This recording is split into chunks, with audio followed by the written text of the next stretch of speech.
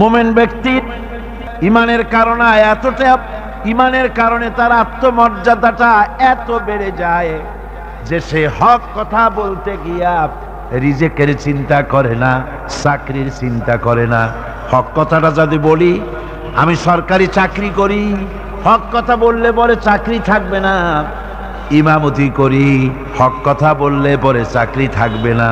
এই জাতীয় হীনমন্যতা তার মনের ভিতরে জায়গা পাবে না।